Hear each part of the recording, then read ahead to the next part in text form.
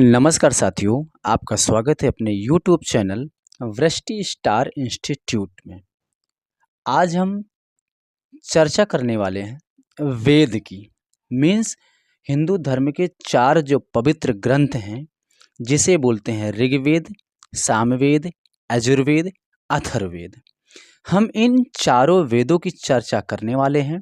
इन चारों वेदों का संकलन कब हुआ था, किसने किया था, ठीक है, और इनके उपवेद क्या हैं, कौन कौन से उपवेद बनाए गए हैं, वो वेदों का संकलन किसने किया था, और प्लस में इन चारों वेदों का मतलब क्या होता है, इन चारों वेदों का संकलन किसने किया था, ठीक है ना।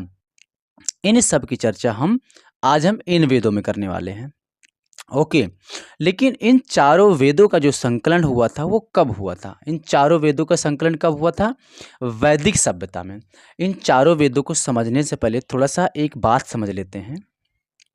जो हमारी ये वैदिक सभ्यता थी, हाँ, हम क्या बोल रहे थे कि इन चारों वेदों को समझने से पहले थोड़ा सा एक बेसिक समझ लेते हैं कि हमारा जो चारों वेदों हैं, ये 4 वेदों का संकलन कब हुआ था, ठीक है ना। इनका समय क्या है? इनका समय है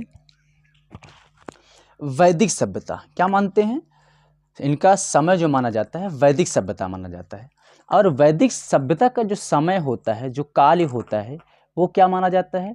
वैदिक सभ्यता का जो समय और जो काल है, ये 1500 BC से लेकर के 600 BC माना जाता है। बात समझ रहे हो ना।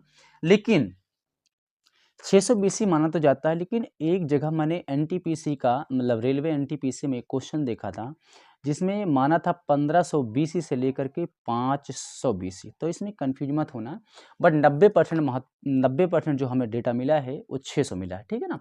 1500 से लेकर के 600 BC, ठीक है ना। जो वैदिक सभ्यता का समय जो माना जाता है वो 1500 से लेकर के 600 BC माना जाता है। लेकिन जो वैदिक सभ्यता है, इन्हीं वैदिक सभ्यता को 2 कालखंडों में बांटते हैं। किसमें? 2 भाग में बांटते हैं। नंबर 1, जिसको एक कहा गया पूर्व वैदिक काल, और पूर्व वैदिक काल को ऋग्वैदिक काल भी बोलते हैं। और दूसरा हमारा है उत्तर वैदिक काल, ठीक है ना। अब पूर्व वैदिक काल का मतलब यह हुआ, वैदिक काल मतलब वैदिक सभ्यता, मतलब वैदिक सभ्यता की जो शुरुआत का मतलब स्टार्टिंग का मतलब प्रारंभिक का जो चरण होता है शुरुआत वाला, वो उसको हम पूर्व वैदिक, क्योंकि पूर्व का मतलब क्या होता है? पहले, शुरुआत, स्टार्टिंग। तो पूर्व वैदिक काल हमारा वैदिक सभ्यता की शुरुआत वाला का समय है। जो शुरुआत वाला समय होता है, इसका समय माना गया है 1500 BC से लेकर के 1000 BC। क्या माना गया है? 1000 BC माना गया है। और जो वैदिक सभ्यता थी मतलब वैदिक काल था, इस वैदिक काल का अंतिम चरण मतलब अंत, लास्ट। उत्तर का मतलब क्या होता है? उत्तर का मतलब अंत भी होता है, लास्ट होता है उत्तर वैदिक। इसको क्या बोलते हैं? उत्तर वैदिक काल बोलते हैं। उस उत्तर वैदिक काल का समय क्या माना गया? इसका माना गया 1000 BC से लेकर के 600 BC। कितना माना गया? 600 BC। इतनी बातें समझ में आई? अगर इतनी बात समझ में आ गई हो, तो जो हमारा ये 1500 से लेकर के 1000 BC है, इसके बीच में हो रहा है 500 वर्षों का समय। कितना हो रहा है समय? 500 वर्ष हो रहा है। और इनके इनके बीच में जो समय हो रहा है वो 400 वर्ष हो रहा है। कितना हो रहा है? 400 वर्ष हो रहा है। इसमें 500 वर्ष हो रहे हैं, इसमें 400 वर्ष हो रहे हैं। मतलब कुल मिला के मतलब 500 वर्ष प्लस 400 वर्ष, टोटल मिला के कितने हुए? 900 वर्ष। कितने हो गए? 900 वर्ष हो गए। इसका मतलब हम कह सकते हैं जो हमारी ये वैदिक काल था, मतलब वैदिक सभ्यता जो हमारी ये थी, ये 900 वर्षों तक चली थी। कब तक चली थी? 900 वर्षों तक चली थी। अब इन 900 वर्षों में क्या क्या हुआ, क्या क्या नहीं हुआ, इन सब की चर्चा हम आज इस वीडियो में करेंगे, ठीक है ना। आगे बढ़ने से पहले थोड़ा सा आपसे एक रिक्वेस्ट है। आपके राइट साइड में एक बटन है जिसका नाम सब्सक्राइब, आप सब्सक्राइब कर लीजिए और लाइक कर दीजिए। और वीडियो को स्किप मत करिएगा, वीडियो को स्किप नहीं करेंगे, वीडियो को पूरी देखना। हम आपको आसान से आसान समझाने की कोशिश करेंगे। देखो, सब्सक्राइब करने से क्या होगा? उससे एक हमारा हौसला बनता है कि इससे यह फ़ायदा होता है कि हमें ये उम्मीद मिल रही है कि हमारा बनाया हुआ वीडियो, हमारा पढ़ाया हुआ आपको पसंद आ रहा है, ठीक है ना। इसकी वजह से आप लाइक और सब्सक्राइब कर लीजिए, ठीक है ना। चलिए ठीक है, चर्चा कर लेते हैं हम आगे बढ़ के। 900 वर्षों की चर्चा हम आज इसमें करने वाले हैं, मतलब ये पूरी वैदिक सभ्यता की। पूरी वैदिक सभ्यता में 900 वर्ष तो वैदिक सभ्यता थे, लेकिन इन 900 वर्षों में हम सिर्फ खाली आज वेद पढ़ेंगे। क्या पढ़ेंगे? वेद पढ़ेंगे। और पूरी वैदिक सभ्यता किसी अन्य वीडियो में पढ़ेंगे, ठीक है ना। चलो ठीक है, इनको इसको मिटा देते। फिर चर्चा हम 900 वर्षों करते हैं। इन्हीं 900 वर्षों के बीच में हमारे वेद लिखे गए। इतनी बात समझे। अब वैदिक सभ्यता कहा जाता है, वैदिक सभ्यता आर्यों का था। क्या था? आर्यों का था। ये भी ध्यान देना, वैदिक सभ्यता किसका था? आर्य था। आर्य का मतलब श्रेष्ठ होता है, सबको पता भी है, नहीं पता तो जान लेना। आर्य का मतलब श्रेष्ठ होता है। जो आर्य थे हमारे मध्य एशिया से आए हुए थे। एक मैक्स मूलर एक साइंटिस्ट थे, उन्होंने बोला था कि जो हमारे आर्य लोग जो भारत में आए थे ये मध्य एशिया से आए हुए थे, और उसके साक्ष्य दिया है, मतलब प्रमाण दिया है, प्रूफ दिया है, बोगजकुई अभिलेख से मिला है। कहाँ से मिला? बोगजकुई अभिलेख। ये बोगजकुई अभिलेख क्या है? एक बोगजकुई एक शहर है, शहर के अंदर एक अभिलेख मिला है, मतलब कि मध्य एशिया में मिला है, जहाँ पे आर्य लोग पहले थे भारत में आने से पहले, वहाँ पे अभिलेख मिला है। उसमें जो भगवान की चर्चा हम आज अपने यहाँ भारत में करते हैं, वेद में करते हैं, इसकी चर्चा पहले से ही है।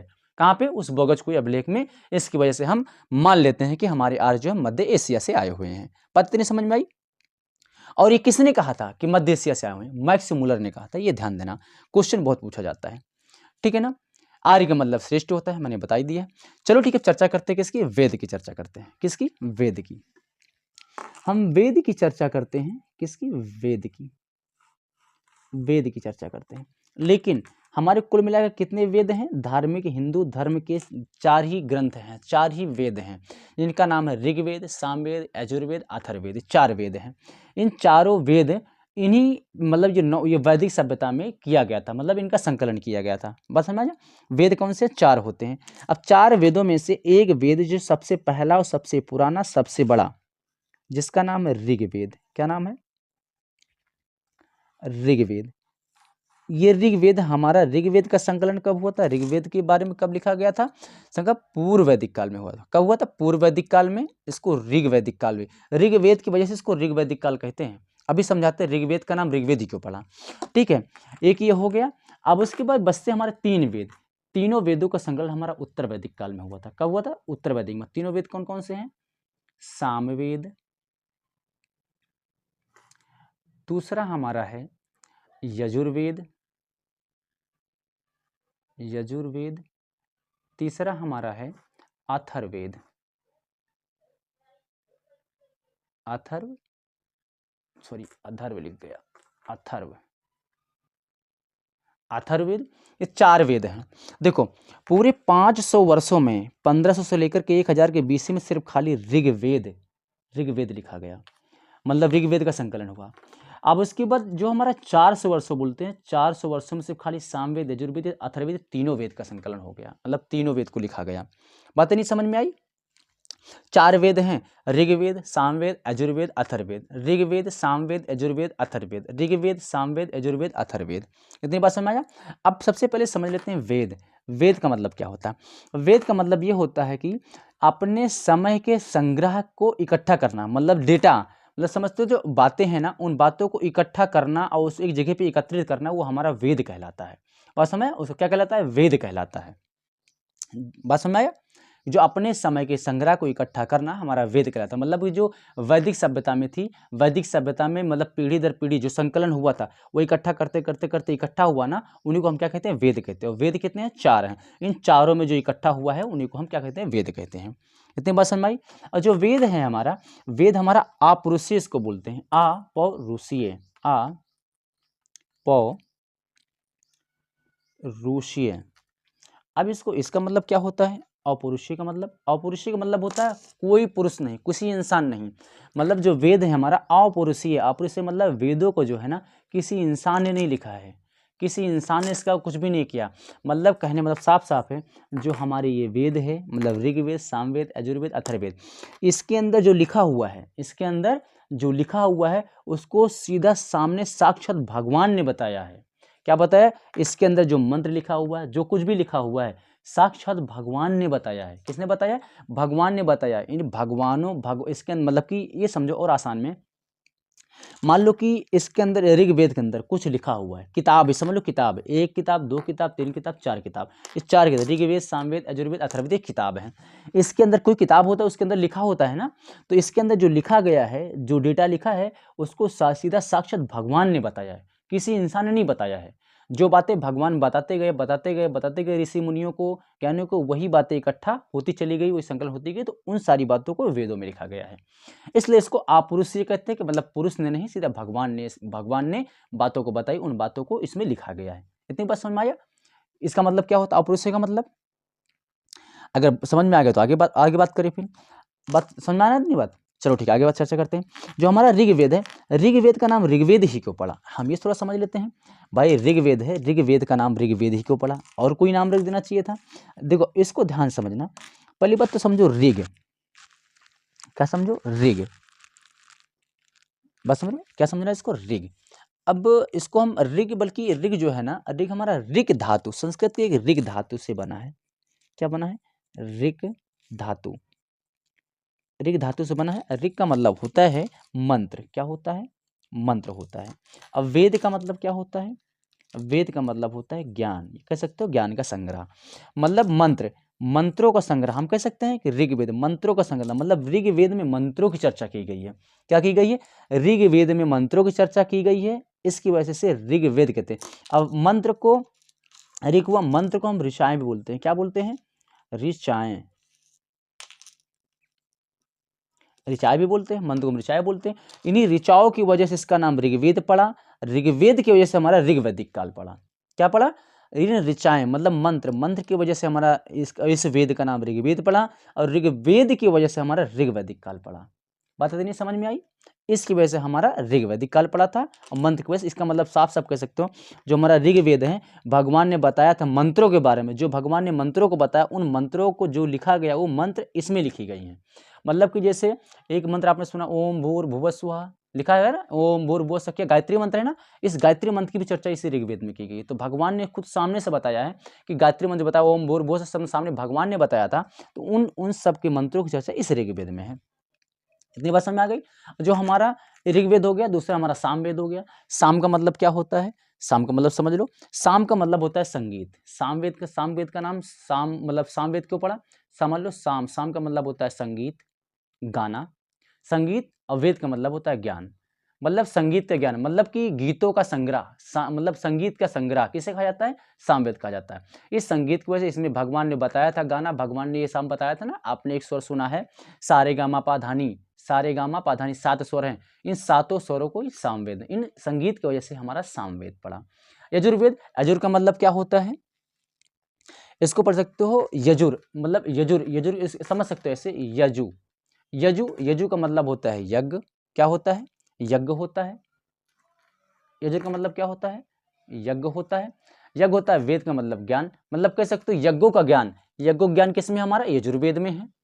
इसकी वजह से हमारा यजुर्वेद का नाम पड़ा। अथर्ववेद का नाम हमारा एक अथर्व ऋषि हुआ करते थे, उनके नाम पे हमारा अथर्ववेद पड़ा। ठीक है ना? इतनी बात समझ में आई? देखो, ध्यान समझने के लिए पहले एक बात समझो, हम मंत्रों की जो चर्चा करते हैं ऋग्वेद, मतलब मंत्रों की जो चर्चा करते हैं, जैसे गायत्री मंत्र वगैरह की चर्चा करते हो, किसमें हमारा? ऋग्वेद में है। सामवेद में हमारा संगीतों का संग्रह है। यजुर्वेद हमारा युद्ध कला, धनुर्वेद है ना, इन सब की चर्चा हमारा यजुर्वेद में है। और अथर्ववेद में हमारा वशीकरण, जादू टोना, मतलब कि मतलब वशीकरण बोल सकते हो, जादू टोना, कृषि में होने वाला कीट का उपचार, सब किसमें है? हमारा अथर्ववेद में है। समझ में आया? अब इतनी बात समझ में आ गई, थोड़ा सा आगे बढ़े। ये ध्यान देना, जो हमारा ऋग्वेद होता है, ऋग्वेद जब समझ में नहीं आई, पहली बात तो ये समझ लो कि ऋग्वेद में जो मंत्र होते हैं, ऋग्वेद के मंत्रों को पढ़ने वाले को क्या बोलते हैं? ऋग्वेद के मंत्रों को पढ़ने वाले को होत्र या होता बोलते हैं। क्या बोलते हैं? होत्र या होता बोलते हैं। अब उसके बाद जो हमारा सामवेद है, सामवेद के पढ़ने वाले को क्या बोलते हैं? सामवेद के मंत्रों को पढ़ने वाले को क्या बोलते हैं? उसको बोलते हैं उद्गाता। क्या बोलते हैं? उद्गाता। सामवेद के मंत्रों को पढ़ने वाले को उद्गाता बोलते हैं।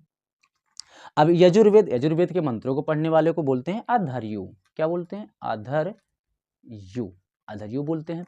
और अथर्ववेद के, मतलब कि अथर्ववेद के मंत्रों को पढ़ने वालों को, या फिर अथर्ववेद को पढ़ने वालों को बोलते हैं ब्रह्मा। क्या बोलते हैं? ब्रह्मा बोलते हैं। इतने बात समझ में आया? क्या बोलते हैं? ब्रह्मा बोलते हैं। ऋग्वेद को पढ़ने वाले को होत्र या होता बोलते हैं, सामवेद को पढ़ने वाले को उद्गाता बोलते हैं, यजुर्वेद को पढ़ने वाले को अधर्यु बोलते हैं, और अथर्ववेद को पढ़ने वाले को ब्रह्मा बोलते हैं। ठीक है, इन किताबों को पढ़ने वालों को क्या बोलते हैं? ये बोलते हैं होत्र, होता, या फिर उद्गाता, या अधर्यु, या ब्रह्मा। ठीक है ना? अब ये बात अगर समझ में आ गई हो तो एक बात और समझो, जो ये ऋग्वेद है ना, ऋग्वेद के अंदर इतने हार्ड शब्द लिखे हुए हैं, ये समझ लो कितना कठिन लिखा हुआ है, जो हर किसी की बात नहीं है समझने के लिए। समझने के लिए। तो इसलिए जब इन चारों वेदों को हर कोई नहीं समझ सकता था, नहीं समझा गया, तो इन चारों वेदों को समझने के लिए इनके उपवेद लिखे गए। क्या किए गए? उपवेद लिखे गए।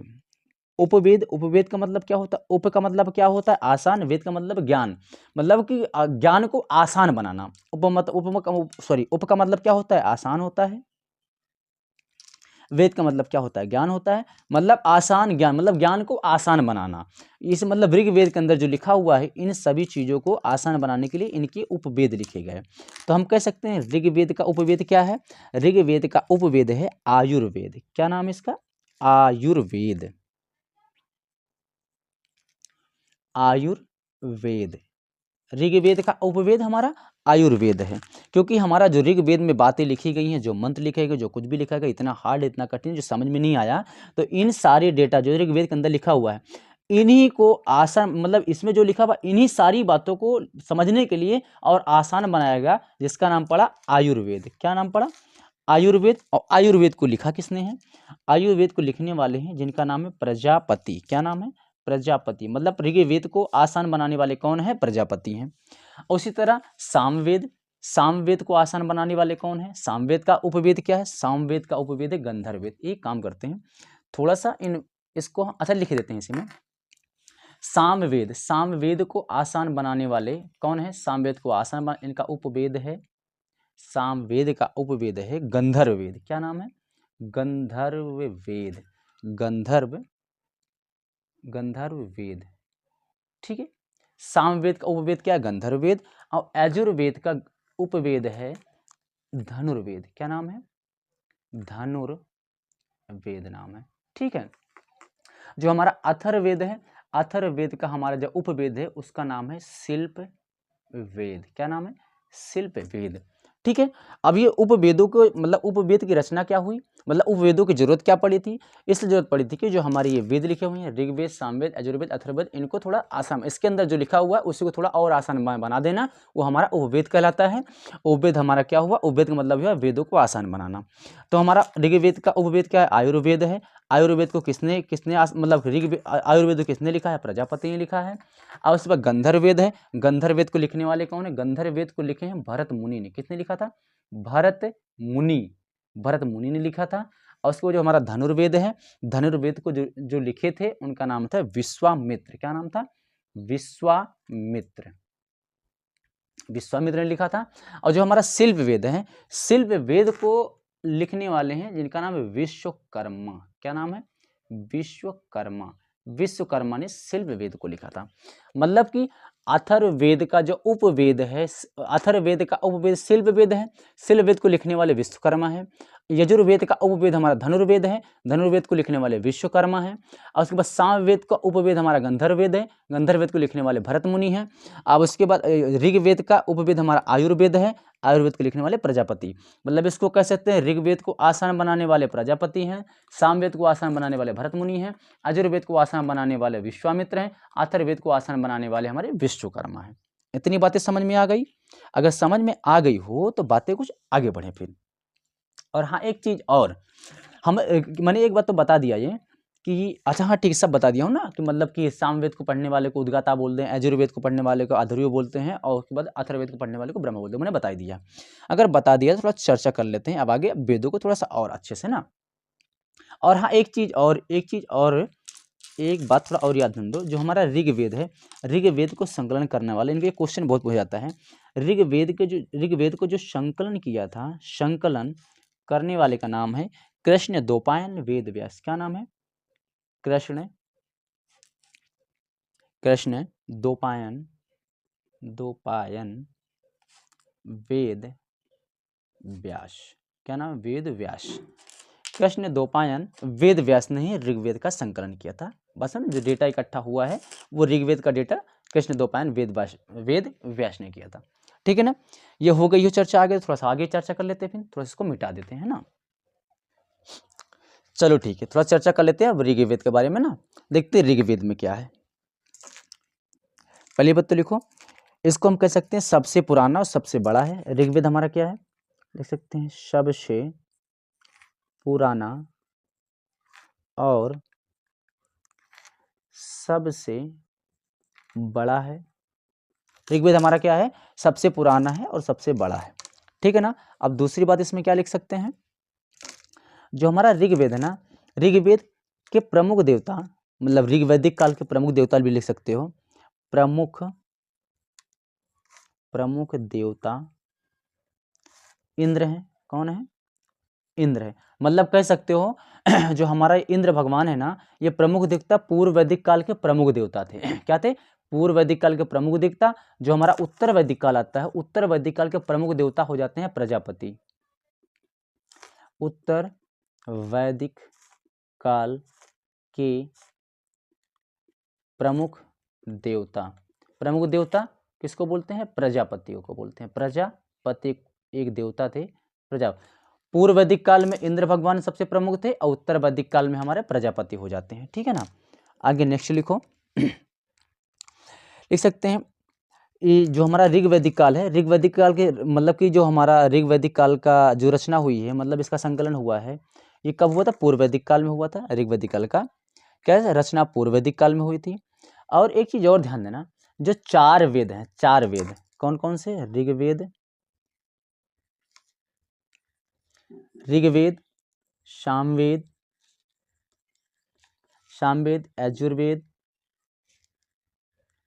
यजुर्वेद, अथर्ववेद, इन चारों को संहिता कहा जाता है। क्या कहा जाता है, संहिता। ये ध्यान देना, इन चारों वेदों को, ऋग्वेद, सामवेद, यजुर्वेद, अथर्ववेद, इनको संहिता कहा जाता है, ठीक है। और इसमें एक बात और लिख लो, ऋग्वेद,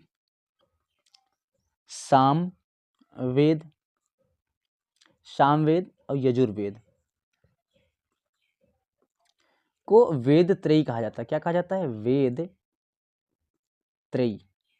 क्या कहा जाता है, वेद त्रयी कहा जाता है। सॉरी गलत लिखा मैंने, वेद त्रयी। ऋग्वेद, सामवेद, यजुर्वेद को क्या जाता है, वेद त्रयी कहा जाता है। वेद त्रयी मतलब 3 वेद। अथर्ववेद इसमें नहीं आता वेद त्रयी में, और संहिता में 4 वेद आते हैं, लेकिन जो हमारा जो वेद त्रयी है, वेद त्रयी की रचना कब हुई थी, उत्तर वैदिक काल में हुई थी, ठीक है ना। और ऋग्वेद की रचना कब हुई थी, पूर्व वैदिक काल में हुई थी, ठीक है ना। आगे इसमें और लिख लो, वेद त्रयी किसे कहते हैं, तीन वेद को वेद त्रयी कहते हैं। तीनों वेद कौन कौन से हैं, ऋग्वेद, सामवेद, यजुर्वेद, ठीक है ना।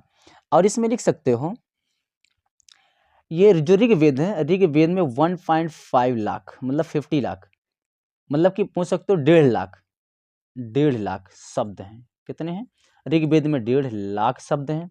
आगे इसमें लिख लो,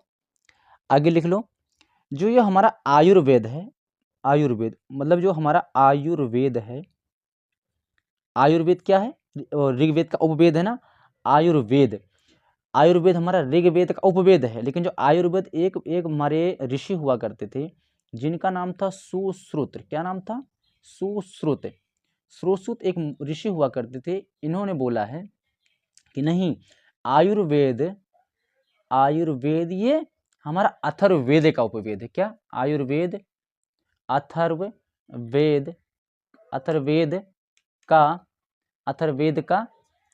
का उपवेद है। क्या, उपवेद है, किसका उपवेद है, अथर्ववेद का। अगर पूछे सिंपल कि आयुर्वेद जो हमारा किसका उपवेद है, तो साफ साफ कह सकते हो आयुर्वेद हमारा ऋग्वेद का उपवेद है। अगर पूछे सुश्रुत के अनुसार आयुर्वेद किसका उपवेद है, तो बोल देना अथर्ववेद का हमारा उपवेद है आयुर्वेद, किसके, सुश्रुत के अनुसार, ठीक है। इतनी बातें पता चल गई, चलो आगे चर्चा कर लेते हैं। चलो देखते हैं कि ऋग्वेद में और क्या क्या है। ऋग्वेद में सोम देवता की चर्चा की गई है, सोम देवता की चर्चा की गई है, सोम देवता की चर्चा की गई है। नेक्स्ट बात क्या है, नेक्स्ट बात इसमें एक चीज ये याद कर लो, मतलब लिख लो कि जो हमारा ऋग्वेद है, ऋग्वेद के अंदर 10 मंडल हैं। कितने, 10 मंडल लिखो, बताता हूँ मंडल का मतलब क्या होता है पहले। 10 मंडल हैं और 8 अष्टक हैं, 8 अष्टक हैं। उसके बाद 1028 सूक्त हैं, 1028 सूक्त हैं। सूक्त को हम को हम स्त्रोत भी बोलते हैं, कन्फ्यूज मत होना, स्त्रोत इसलिए लिख दे रहा हूँ, स्त्रोत भी बोलते हैं। अब उसके बाद इसमें हम 10,462 10,462 इसको यहाँ लिखते हैं। 10,462 क्या है? ऋचाएँ हैं। क्या हैं? ऋचाएँ। ऋचाएँ, इनको हम मंत्र भी बोल सकते हैं। क्या बोल सकते हैं? इनको हम मंत्र भी बोल सकते हैं। मंत्र बोल सकते हैं ना, ऋचाओं को मंत्र बोलते हैं। मंत्र हैं कितने हैं? 10,462, लेकिन कहीं कहीं मुझे 10,600 मिलता है, लगभग में बताता, ठीक, लगभग में। और कहीं कहीं हमारा 10,562 भी मिलता है, लेकिन 90% महत्ता हमारे 10,462 को ही दी गई है, ठीक है ना, ये ध्यान देना। और लगभग में हमारा 10,600 मंत्र है, ठीक है ना। इतनी बात समझ में आई। अब इसमें देखो मंडल का मतलब क्या होता है? मंडल का मतलब ये समझो कि ये 10 बुक हैं। कितनी? 10 बुक। मतलब जो हमारा ऋग्वेद है वो 10 बुक में लिखी गई है। क्या हुआ है? 10 बुक में लिखी गई है। 10 को खंड बोल सकते हैं, 10 किताब लिखी गई हैं। 10 किताबों में लिखा, 10 बुक में हमारा, उसका मतलब होता है मंडल, मतलब कि 10 किताबें। 8 अष्टक, मान लीजिए कोई बुक है, अब बुक के अंदर मान लीजिए बुक है। अच्छा देखो, और इसको समझने के लिए ये समझो, पहले मंत्र होता है, मंत्र मिला करके, कुछ मंत्रों को मिला करके सूक्त बनता है। क्या बनता है? सूक्त बनता है, ठीक है। मंत्र और सूक्त को मिला करके अष्टक बनता है। क्या बनता है? अष्टक बनता है। अष्टक बनता है। अष्टक को हम मंडल भी बोलते हैं। क्या बोलते हैं? अष्टक को हम मंडल बोलते हैं। समझ में आया? और कुछ मंत्र, सूक्त, अष्टक और मंडल को मिला करके हमारा क्या बनता है? हमारा बनता है साकल। क्या बनता है? शाकल। और इसको हम वाल खिल्ल भी बोलते हैं। क्या बोलते हैं? वाल खिल्ल। समझ में आया इतनी बात? देखो मंत्रों को मिलाकर सूक्त बनता है। जैसे मान लीजिए कोई बुक है, कोई बुक में कुछ किताबों को मिला करके मतलब एक समझ लो कि लाइब्रेरी है, लाइब्रेरी में कुछ किताबें हैं, किताब में से एक किताब पकड़ लो। एक किताब पकड़ने के बाद उसमें कुछ लेसन होगा, कुछ पार्ट होगा, कुछ चैप्टर होगा, कुछ चैप्टर कुछ क्वेश्चंस होंगे। सेम उसी तरह इसमें क्या बनते हैं कि 10 मंडल होते हैं। 10 मंडल में 8 अष्टक हैं, 8 अष्टक में 1028 सूक्त हैं, उसके बाद 28 सूक्त और 10,462 इसमें मंत्र हैं। खाली इतना याद रखो, ऋग्वेद में 10 मंडल हैं, 8 अष्टक हैं और 1028 सूक्त हैं और 10,462 इसमें ऋचाएँ हैं, मतलब कि मंत्र हैं, ठीक है ना। और इसी में से जो हमारा ये मतलब ये सूक्त है, सूक्त में हम इसको कह सकते हैं, सूक्त में 1017 शाकल हैं। क्या है? 1017 शाकल हैं। बचते कितने हैं? 11। 11 हमारे क्या हैं? 11 हमारे वाल खिल्ले हैं। क्या है? वाल खिल्ल है। क्या है? हमारा वाल खिल्ल है। इतनी बात समझ में आई? अगर समझ में आ गए तो आगे बढ़ते हैं। अब हम पहले चर्चा करते हैं मंडल की। किसकी चर्चा करते हैं? मंडल की, ठीक है ना। पहले हम मंडल की चर्चा करते हैं, तो फिर आगे हम अष्ट वगैरह सब बताएंगे। चलो, हम किसकी चर्चा कर रहे हैं? मंडल की। मंडल कितने हैं ऋग्वेद में? 10 मंडल हैं। जब देखो क्वेश्चन कहाँ कहाँ से बनता है, क्वेश्चन बनता है कि तीसरा मंडल। अब क्या करने वाले? मंडल। ऋग्वेद में कितने मंडल? 10 मंडल हैं। 10 मंडलों में से जो इंपॉर्टेंट है वो बता रहा हूं। तीसरा मंडल, तीसरा मंडल में क्या लिखा गया है? तीसरा मंडल में हमारा गायत्री मंत्र लिखा हुआ है। क्या लिखा हुआ है? गायत्री मंत्र। गायत्री मंत्र आपने सुना ना, ओम भूर्भुवस्वः तत्सवितुर्वरेण्यम, है ना, भार्गो देवस्य धीमहि, है ना, लिखा है ना, धियो में जो प्रचोदयात, है ना, ये ना ओम भूर्भुवस्वः, हमारा क्या है? गायत्री मंत्र ही है। तो इस गायत्री मंत्र की चर्चा किसमें? ऋग्वेद के तीसरे मंडल में गायत्री मंत्र की चर्चा की गई है, ठीक है ना। गायत्री मंत्र, और गायत्री मंत्र जो हमारा है ये सूर्य भगवान को लिए समर्पित है। सूर्य भगवान को समर्पित है। क्या है? समर्पित। सूर्य भगवान को समर्पित है। क्या है? गायत्री मंत्र हमारा किसको किसको समर्पित है? सूर्य भगवान के लिए समर्पित है। लेकिन जो हमारा गायत्री मंत्र है, गायत्री मंत्र को लिखा किसने है? एक ऋषि हुआ करते थे जिनका नाम है ऋषि विश्वामित्र। क्या नाम है? ऋषि विश्वामित्र। ऋषि विश्वामित्र ने ही गायत्री मंत्र को लिखा है। गायत्री मंत्र की चर्चा किसमें की गई है? ऋग्वेद के तीसरे मंडल में की गई है। अब नेक्स्ट बात करते हैं चौथा मंडल। चौथा मंडल, चौथा मंडल में क्या है? चौथा मंडल में कृषि के बारे में बताया गया है। क्या बताया गया है? कृषि कि मतलब कृषि के बारे में बताया गया है, ठीक है ना, कि जो कृषि करते हैं ना उस कृषि के बारे में बताया गया है। और इसी ऋग्वेद के चौथे मंडल में ही भारत का पहला कृषि इंजीनियर की जानकारी मिलती है। क्या मिलती है?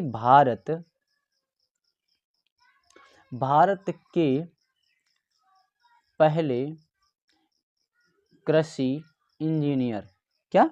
कृषि इंजीनियर। और भारत के पहले कृषि इंजीनियर कौन थे? इसको लिख सकते हैं पृथुवेन्यू। क्या नाम था? पृथुवेन्यू नाम था। यह हमारे भारत के पहले कृषि इंजीनियर हैं। और भारत के पहले कृषि इंजीनियर कौन है? हमारे पृथुवेन्यू नाम है। साफ साफ लिख देता थोड़ा, पृथुवेन्यू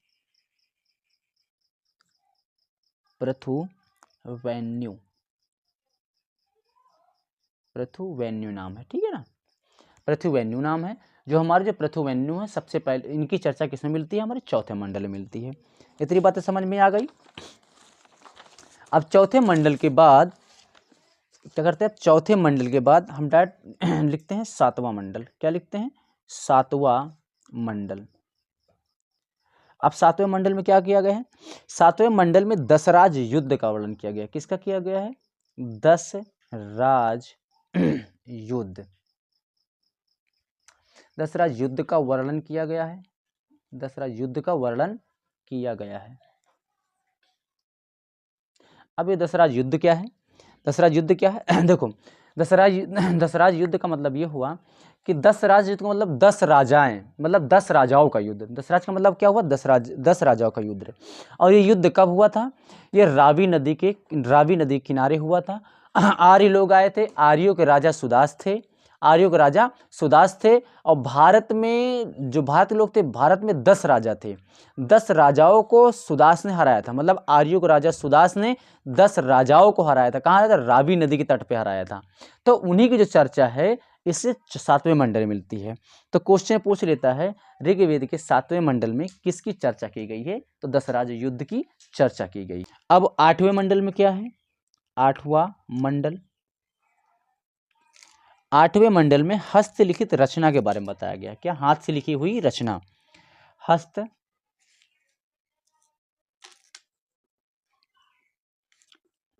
हस्तलिखित रचना।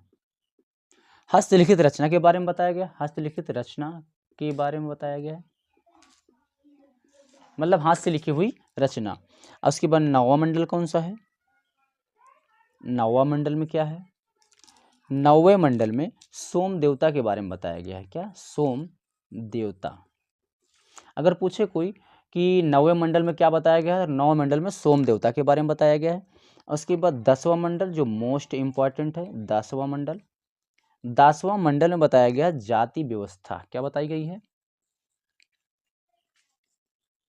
जाति व्यवस्था।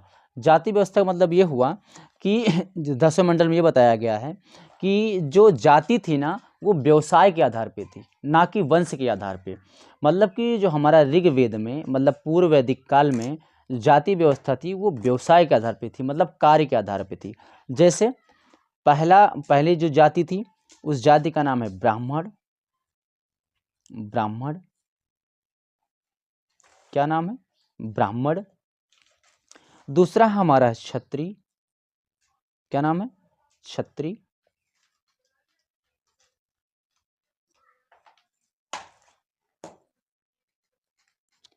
और तीसरा हमारा है वैश्य। चौथा हमारा है शूद्र। ये 4 ही जातियां थीं। लेकिन जो जातियां थी ये वंश के आधार पर नहीं थी, ये कार्य के आधार पर थी।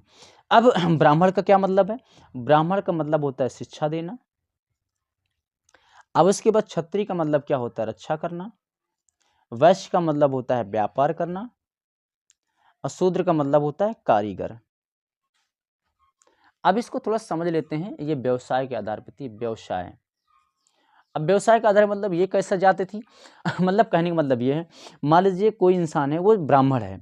अगर वो क्या करेगा? शिक्षा देगा, ज्ञान देगा। अगर ज्ञान देगा तो वो ब्राह्मण कहलाएगा। अगर वही ब्राह्मण का लड़का अगर रक्षा करेगा तो वो क्षत्रिय कहलाएगा।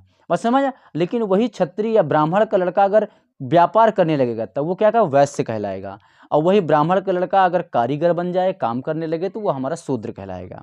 मतलब ऐसा नहीं था कि हाँ ब्राह्मण का लड़का ही ब्राह्मणी कहलाएगा, ऐसा कोई जाति नहीं था, ऐसा कोई प्रथा नहीं थी। कहाँ? पूर्व वैदिक काल में।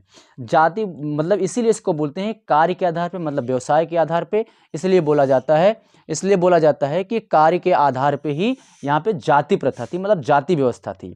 ठीक है ना। जो हमारा जो वंश के आधार पे कविशण, मतलब कि वंश का मतलब क्या होता है, बेटा अगर ब्राह्मण है तो सॉरी बाप अगर ब्राह्मण है तो बेटा भी हमारा ब्राह्मण ही होएगा, समझ रहे हो ना। इसलिए उसको क्या वंश के आधार पे बोलते हैं। लेकिन पूर्व वैदिक काल में हमारा व्यवसाय के आधार पे हमारी जाति व्यवस्था थी। जाति व्यवस्था किस में की गई है? ऋग्वेद के 10वें मंडल में की गई है। इतनी बात समझ में आई? अगर इतनी बात समझ में आ गई है तो थोड़ी सी चर्चा कर लेते हैं हम सामवेद और यजुर्वेद की, है ना। थोड़ा सा देख लेते हैं इसमें क्या क्या दिया गया है ना। चलो ठीक है, देख लेते हैं। तो ठीक है, मैंने ऋग्वेद के बारे में जान लिया है। अब हम चर्चा कैसे करते हैं? सामवेद, यजुर्वेद और अथर्ववेद के बारे में, ठीक है ना। देख लेते क्या है। देखो, सामवेद की चर्चा करते हैं। सामवेद में कुल मंत्रों की संख्या है, इसमें लिख सकते हो कुल मंत्रों की संख्या। अच्छा लिख लो, मंत्रों की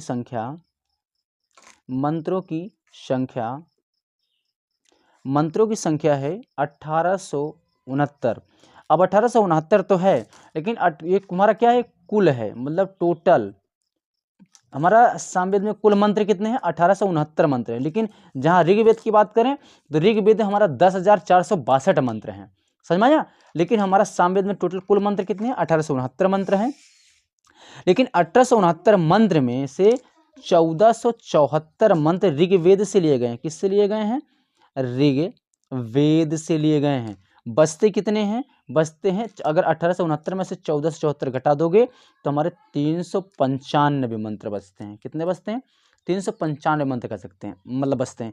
इसका मतलब कह सकते हैं सामवेद के खुद के मंत्र कितने हैं? 395 हैं। और सामवेद में टोटल मंत्र कितने हैं? 1869 हैं, जिसमें से 1869 में से 1474 हमारे मंत्र ऋग्वेद से ही लिए गए हैं।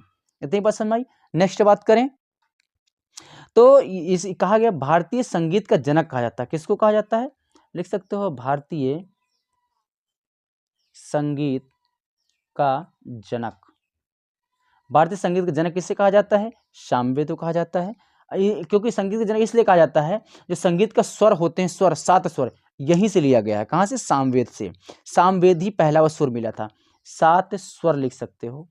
7 स्वर कौन कौन से हैं? सा, रे, गा, मा, पा, धा, नी। कितने हो गए? 1 2 3 4 5 6 7। ये 7 स्वर है ना, सा रे गा मा पा धा नी। ये हमारे 7 स्वर हैं। 7 स्वर कहाँ मिलते हैं? हमारे सामवेद में मिलते हैं। बात समझ आया? इस स्वरों का पहला प्रयोग कहाँ पर हुआ था? हुआ हमारा सामवेद में हुआ था। इतनी बात समझ में आ गई। इसलिए इसको क्या कहा जाता है? भारतीय संगीत का जनक कहा जाता है सामवेद को। भारतीय संगीत की जननी कही जाती है। किसको? सामवेद को। ठीक है ना। आगे अगर हम चर्चा करें तो चर्चा कर लेते हैं थोड़ा सा यजुर्वेद की। इसको थोड़ा मिटा देते हैं, लिखने में आसान रहे। अब यजुर्वेद की बात कर लेते हैं। सामवेद में क्या है? संगीत का है, संगीत है। अब बात करते हैं यजुर्वेद। यजुर्वेद में युद्ध और यज्ञ की चर्चा की गई। किसकी की गई है? युद्ध और यज्ञ। युद्ध और यज्ञ की चर्चा की गई है। ठीक है ना। और एक चीज ध्यान देना, यजुर का मतलब क्या होता है मैंने बताया भी है, बलिदान होता है। ठीक। और जो हमारा एक यजुर्वेद ही एक ऐसा वेद है जो हमारा गद्य और पद्य दोनों में लिखा गया है। किसमें लिखा गया है? गद्य और पद्य दोनों में लिखा गया है। और वरना हमारा ऋग्वेद, सामवेद और अथर्ववेद, सॉरी मैं माफी चाहूँगा, ऋग्वेद, सामवेद और अथर्ववेद ये तीनों वेद जो हमारे हैं, हमारे पद्य में लिखे गए हैं। लेकिन यजुर्वेद जो हमारा है ये सिर्फ खाली किस में लिखा गया है? ये हमारा गद्य और पद्य दोनों में लिखा गया है। अब ये गद्य और पद्य कितने लिखे गए हैं इसकी हम चर्चा आगे करते हैं। ठीक है ना। देखो, और उसके बाद जो हमारा इसका जो उपवेद कौन सा था? हमारा यजुर्वेद का उपवेद हमारा धनुर्वेद है। और धनुर्वेद का जो संबंध है हमारा सीधा युद्ध कौशल से है। ठीक है ना, मतलब युद्ध नीति से है इसका जो हमारा यजुर्वेद का उपवेद है। ठीक है ना। और यजुर्वेद को हम क्या कर्म कांड के नाम से भी जानते हैं। लिख सकते हो इसमें कर्म कांड। कर्म कांड की चर्चा, कर्मकांड की भी चर्चा किसमें है? यजुर्वेद में है। इतनी बात समझ में आई।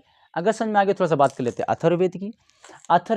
अथर्ववेद का एक और नाम है, इसका उपमा नाम है, इसका नाम है ब्रह्मवेद नाम है। क्या नाम है इसका? अन्य नाम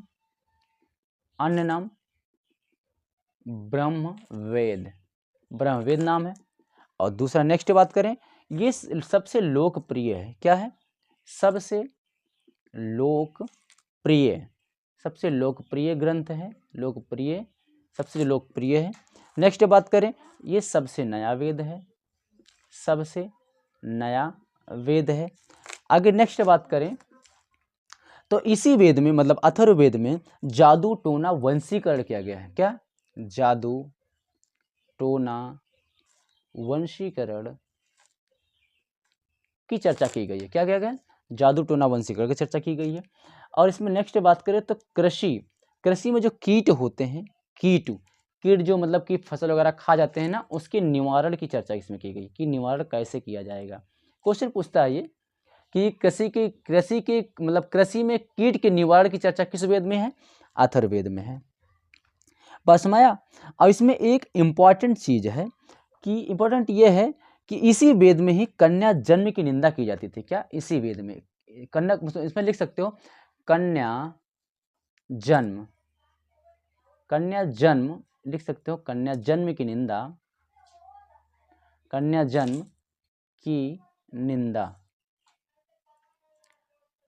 की निंदा की चर्चा किसमें की गई है? अथर्ववेद में की गई है। और इसमें एक चीज और लिख लो, इधर लिख देता हूँ कि इसमें जो इम्पोर्टेंट है, मोस्ट इम्पोर्टेंट है इसमें, और मैंने आपको बता ही दिया है कि अथर्ववेद हमारा अथर्व ऋषि के नाम पे पढ़ा था, ठीक है ना।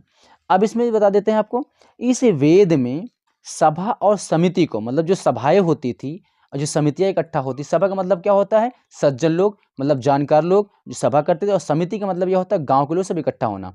मतलब सभा और समिति जो होती थी वो प्रजापति की 2 पुत्रियां कहा गया है। क्या कहा गया है? सभा और समिति को प्रजापति, अब ये प्रजापति कौन है? प्रजापति हमारे देवता है। कहाँ? उत्तर वैदिक काल के सबसे प्रमुख देवता है प्रजापति। हमारा जो पूर्व वैदिक काल हमारे इंद्र भगवान थे, उत्तर वैदिक काल हमारे प्रजापति थे। कि क्या? सभा और समिति को, मतलब जो मीटिंग होती थी, जो सभा और समिति इकट्ठा होती थी। सभा का मतलब को सज्जन लोग को इकट्ठा होना सभा कहलाता है। समिति का मतलब होता है ना गांव के लोग को भी इकट्ठा हो जाए, और प्लस में सभा और सज्जन लोग भी इकट्ठा हो जाए, हमारी समिति कहलाती है। तो सभा और समिति को प्रजापति की 2 पुत्रियां कहा गया है। 2 पुत्रियां कहा गया। अगर कोई पूछे, मतलब अगर पूछ ले क्वेश्चन में कि सभा और समिति को प्रजापति की 2 पुत्रियां किस वेद में कहा गया? तो क्या कहोगे? यजुर्वेद में कहा गया। किस में कहा गया है? यजुर्वेद में कहा गया। इतनी बातें समझ में आ गई। ये रहे हमारे क्या? चारों वेदों के कि मतलब किस वेद में क्या था क्या नहीं था, सारी चर्चा हम इसमें कर लिए हैं, ठीक है ना। अब आगे चर्चा हम करते हैं किसी नेक्स्ट वीडियो में, ठीक है ना।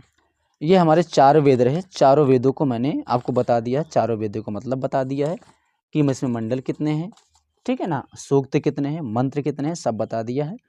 मैंने आपको बता ही दिया है ऋग्वेद का मतलब क्या होता है। ऋग्वेद में मतलब यह है कि ऋग्वेद में मंत्रों की चर्चा की गई है। सामवेद में गाने मतलब सॉन्ग, मतलब गाना संगीत की चर्चा की गई है। यजुर्वेद में युद्ध कौशल की चर्चा की गई है, मतलब कर्मकांड की गई है, मतलब यज्ञ की युद्ध की चर्चा किसमें? यजुर्वेद में की गई है। और अथर्ववेद में हमारा जादू टोना वंशीकरण की चर्चा की गई है, कृषि के कीट निवारण की चर्चा की गई है ना। और इसी अथर्ववेद में हमारा सभा और समिति को प्रजापति के 2 पुत्रियां कहा गया है। इतनी बात समझ में आ गई।